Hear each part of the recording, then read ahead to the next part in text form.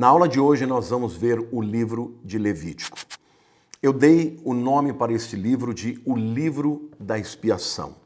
E eu explicarei isso mais para frente. Por que esse tema, o tema da expiação, é tão importante.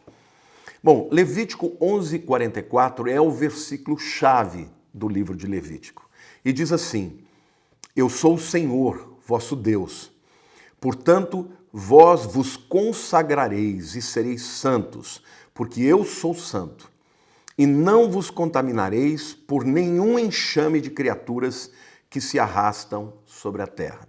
Então vocês vejam aqui que o tema importante neste versículo é a questão da santidade, né?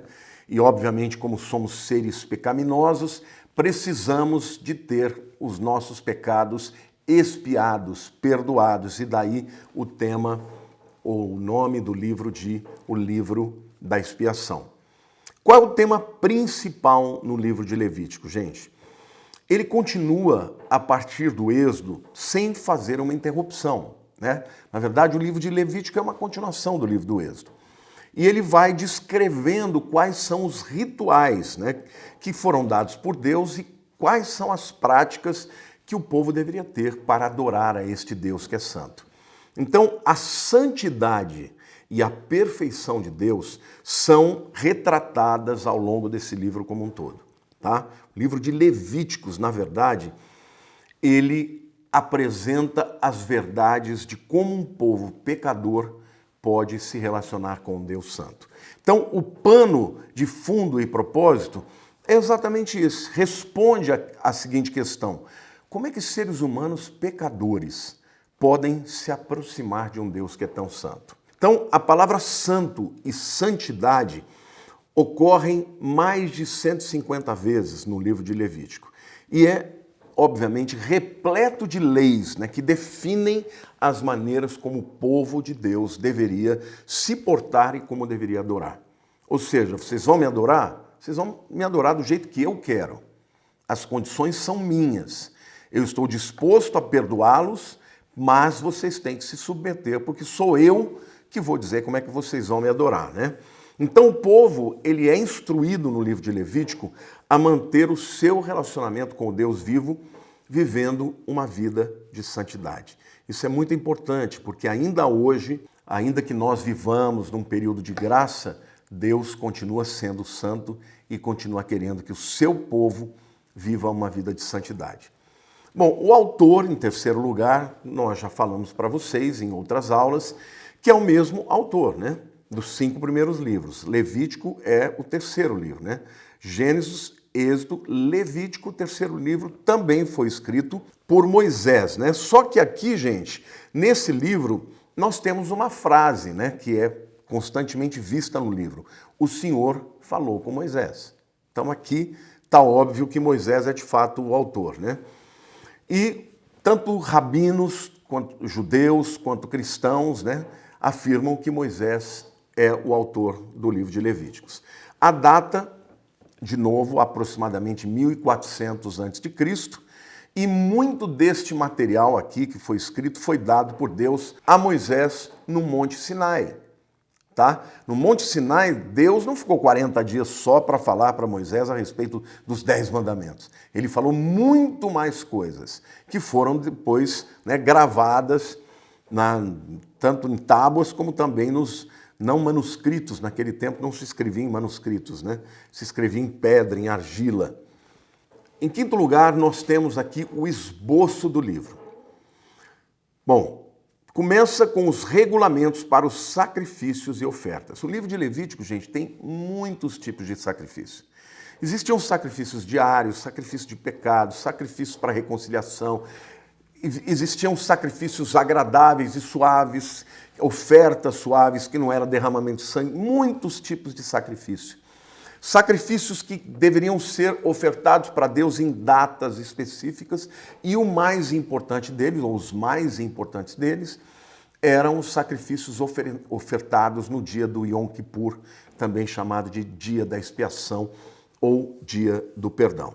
Então, primeiro, regulamentos para os sacrifícios e ofertas, vai do capítulo 1 versículo 1 até o capítulo 7, versículo 38. Em segundo lugar, o livro fala do sacerdócio e o tabernáculo, que vai do capítulo 8, versículo 1 até o capítulo 10, versículo 20. O sacerdócio só podia ser exercido através da família aarônica, da família dos levitas, uma das 12 tribos de Israel, descendentes de Levi, tá? O sacerdote era aquele que se interpunha entre Deus e os homens, tá bom? No princípio era Arão e os seus familiares, os seus filhos. Posteriormente, mas também haviam os levitas, né? Como a família de Corá, por exemplo, que era uma família de levitas e não era da família de Arão, né? E também esta parte que fala sobre o tabernáculo. E o tabernáculo, gente, é algo extraordinário. Porque o tabernáculo, ele também aponta para Jesus de uma forma linda. Eu vou mostrar para vocês lá no fim, quando eu falar de Cristo no livro de Levítico, tá bom? Em terceiro lugar, nós temos o tema da pureza e a impureza. O que era puro, o que não era puro, o que podia ser ofertado como um sacrifício, o que podia comer, o que não podia comer, quais animais eram os impuros. Tudo isso é definido nos capítulos 11, versículo 1 até o capítulo 15, versículo 33. Em quarto lugar, nós temos o dia da expiação, que é apresentado aqui no capítulo 16, nos versículos 1 a 34. E aqui merece uma explicação. Gente, todos os dias sacrifícios eram feitos no tabernáculo. E normalmente quando você entrava no tabernáculo, o primeiro utensílio que você encontrava era o altar de bronze, onde o indivíduo que tinha cometido um pecado, ele ia lá e dava um animal perfeito para que o sacerdote o sacrificasse. Mas no dia da expiação, só neste dia, também chamado Yom Kippur, dia de Kippur é cobrir, né? Kippá é cobertura, Kippur é o dia em que os pecados eram expiados, cobertos. Só nesse dia, o sumo sacerdote, somente ele, podia entrar nos santos dos santos. Então vejam, ele quando entrava só tinha uma porta, gente. Só tinha uma porta. E essa porta é Cristo. Logo depois da porta do tabernáculo, havia o altar de bronze, o altar onde os sacrifícios eram feitos. E ali também aponta para Jesus, porque Jesus morreu como sacrifício, como cordeiro no nosso lugar. Depois do altar de bronze vinha a pia lavatória. A pia lavatória, o sacerdote ele entrava com a mão ensanguentada, né, depois de ter feito o sacrifício, e lavava a sua mão, as suas mãos, antes de entrar no tabernáculo. Jesus também é água viva, que não só mitiga a nossa sede, mas também nos purifica. Aí ele entrava no lugar santo. No lugar santo, à esquerda, tinha a menorá, ou aquele candelabro de sete braços. A menorá, ela deveria ser acesa continuamente, diariamente, através do óleo, do azeite mais puro, que era renovado pelos sacerdotes diariamente. A menorá também aponta para Jesus, que é a luz do mundo. E dentro ali do tabernáculo, no lugar santo, não entrava uma réstia de luz do sol. O que iluminava ali era a luz da menorá, que representa Jesus, que é a luz do mundo, como também a sua palavra, né? Que é lâmpada para os meus pés, é a sua palavra e luz para os meus caminhos. No lado direito ficava a mesa dos pães da proposição. Eram pães que os sacerdotes substituíam uma vez por semana. E no dia que eles substituíam, eles comiam um pão antigo e colocavam um pão novo. Ali também fala de Jesus, porque Jesus é o pão da vida, que nos alimenta o espírito e a alma. Não é? Amém?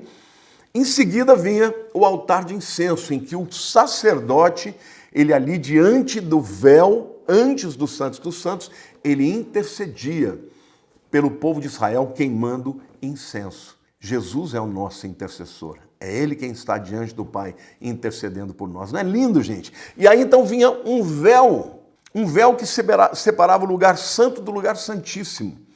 O véu fala do corpo de Cristo que foi rasgado. No dia em que ele foi morto na cruz, houve um terremoto e o véu do templo foi rasgado de cima para baixo. Deus rasgou o véu.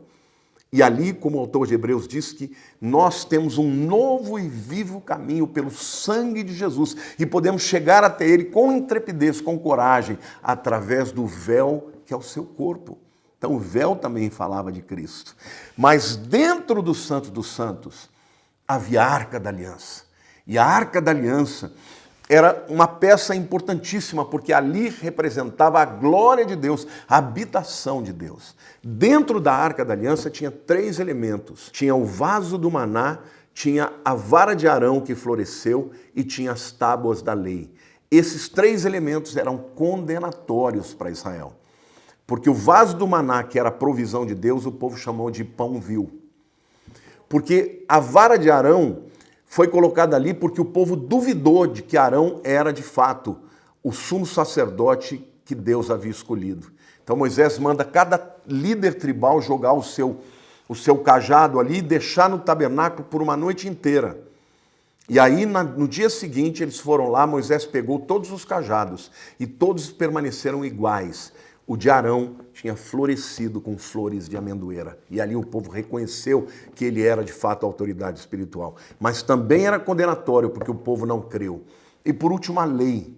A lei de Deus, que começa falando que eles não deveriam ter outros deuses perante eles, não fazer imagem de escultura. E o povo, quando Moisés desce do Monte Sinai, eles estavam ali adorando o bezerro de ouro. Então aqueles 3 elementos eram altamente condenatórios, mas acima deles havia uma tampa chamada de propiciatório.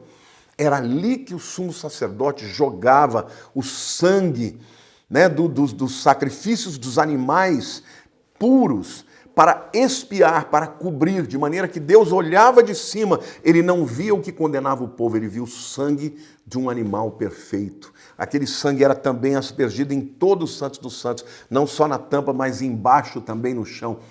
E isso aponta para o fato de que Cristo Jesus, como diz o apóstolo Paulo, é propiciação para os nossos pecados. Significa que quando Deus olha para mim e para você, ele não vê os nossos pecados, ele vê o sangue de Jesus aspergido sobre nós.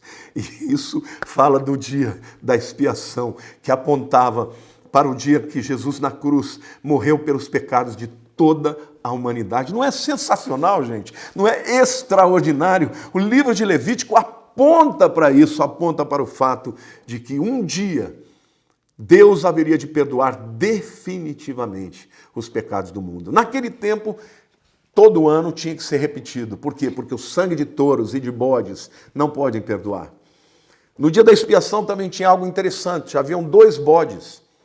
E o sacerdote impunha a mão sobre eles. Um era degolado e o sangue ia para a expiação no Santos dos Santos. O outro era levado para o deserto e de cima de uma montanha ele era jogado lá para baixo, para Azazel.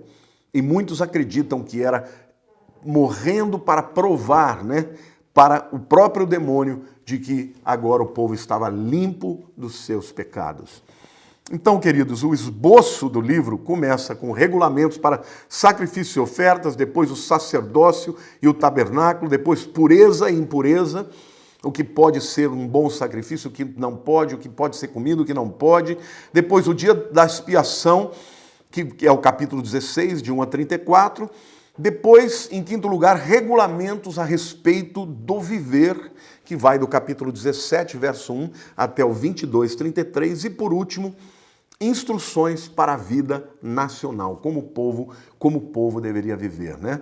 Capítulo 23, versículo 1 a 27 e 34. Quais são os eventos importantes? São todos os eventos relacionados aos regulamentos dos sacrifícios. O livro de Levíticos, né, tem a ver com os levitas, que eram aqueles que oficiavam, né, o sacerdócio e também os sacrifícios. E por último lugar, sétimo lugar, Cristo no livro de Levítico. Onde que está Jesus ali? Jesus é representado por todos os sacrifícios, todos. Mas Jesus também é o nosso grande sumo sacerdote, porque a Bíblia diz que hoje ele está à destra de Deus, Pai, intercedendo por nós, diariamente, 24 horas por dia, 7 dias na semana, intercedendo por mim e por você.